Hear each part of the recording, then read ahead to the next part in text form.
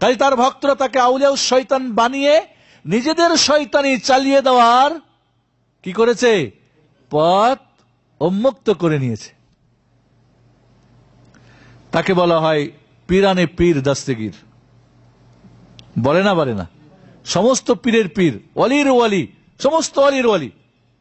এবং একটা কিসসা আছে কেমনে সমস্ত ওয়ালির ওয়ালি হয়ে গেল, এবং সমস্ত ওয়ালির ঘাড়ে তার পাখির পা রয়েছে কিভাবে, এটার একটা কিসসা আছে। এদের প্রত্যেকটার পিছনে একটা করে কিসসা এবং এই ধরনের বাতিল আকীদা দিয়ে ভরে দিয়েছে। পীরানে পীর দস্তগীর কেন তাকে বলা হয়, এর ঘটনা কি জানেন? কেন তাকে বল, দস্ত মানে হাত, গির মানে পাকড়না, এটা ফার্সি শব্দ, হাত ধরে নিয়েছিলেন যিনি। এই টাইটেলটা কখন পেলেন? নাউজুবিল্লাহ, আল্লাহ এবং আব্দুল কাদের জিলানী রহমাতুল্লাহ আলাই নাকি আসমানি দুনিয়ায় পদাচরণ করতেছিলেন, হাঁটতেছিলেন আল্লাহ এবং আব্দুল কাদের জিলানী একসঙ্গে। হঠাৎ করে আল্লাহর পা পিছলিয়ে গিয়ে আল্লাহ পড়ে গিয়ে ধ্বংস হতে লাগলো। তখন আব্দুল কাদের জিলানী আল্লাহর হাত ধরে আল্লাহকে বাঁচাই দিলেন। নাউজুবিল্লাহ। তাহলে শক্তিশালী আল্লাহ বেশি না আব্দুল কাদের জিলানী?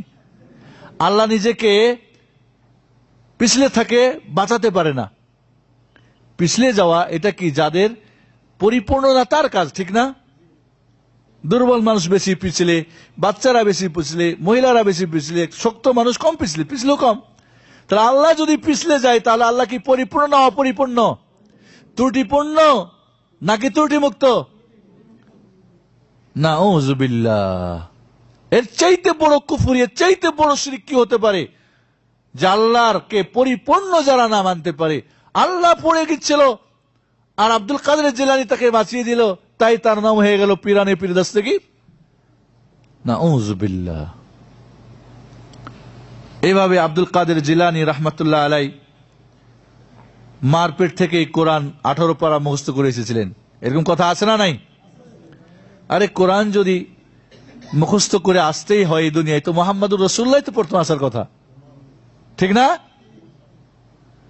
কেউ যদি এই দুনিয়ায় কোরআনের হাফেজ হতে পারতো তাহলে তো মুহাম্মদুর রাসূলুল্লাহর ছেলে মেয়েদের মধ্যেই প্রথম হাফেজ হওয়ার কথা ছিল, ঠিক না? হাসান হোসেনের হওয়ার কথা ছিল। আল্লাহ রাব্বুল আলামিন কোরআনুল কারীমে বলছেন যে এই দুনিয়ায় মানুষকে যখন নিয়ে আসি জ্ঞানহীন হরে, জ্ঞানহীন, কোনো জ্ঞান থাকে না, এরপরে আমি তাকে শিক্ষা দিই। তাহলে আব্দুল কাদের জিলানী মানুষেরই একজন মানুষ নাকি অন্য একজন জগতের মানুষ? তাহলে আব্দুল কাদের জিলানী, হ্যাঁ, যদি পেট থেকে জন্মগ্রহণ করে কোরআনের হাফেজ হয়ে আসতেন, এই কথাটা ওনার শিক্ষকরা জানার কথা কিনা? কি বলেন? ওনার মা জানার কথা কিনা? ওনার বাবার জানার কথা কিনা? ওনার এলাকাবাসীর জন্য, ওই দেশের ওই যুগের যারা হাফেজ তাদের জানার কথা কিনা?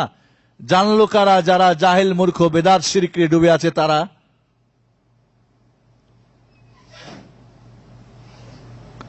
আব্দুল কাদের জিলানী রহমাতুল্লাহ আলাইহি তার মারপেট থেকেই একজনকে খুন করে দিলেন। একজন ফকির আসছিল ভিক্ষা করতে, তো তার মা ভিক্ষা দিতে গেছে, ফকির আসলে ফকির না, আসলে কি ডাকু বা লম্পট। যখনই ভিক্ষা না নিয়ে আব্দুল কাদের জিলানীর মার দিকে হাত বাড়ালো ওই লম্পট, তখন আব্দুল কাদের জিলানী তার মারপেট থেকে ওই কি করলো, লম্পটকে খুন করে দিল। এরকম ঘটনা শোনেন না, গল্প কিসসা কাহিনী?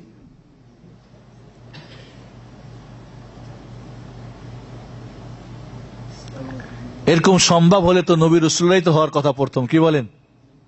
নবী রাসূলদের হওয়ার কথা না? আরে নবীদেরকে সঙ্গ এসে কাফেররা হত্যা করছে, তারপরও তিনি নিজেকে রক্ষা করতে পারেন নাই। জাকারিয়া আলাইহিস সালামকে হত্যা করে নাই কাফেররা? কোরআনে বলছে ফারিকান ইয়াকতুলুন ওয়া ফারিকান, এক গ্রুপ নবীদেরকে তারা হত্যা করেছে বনী ইসরাইলদের।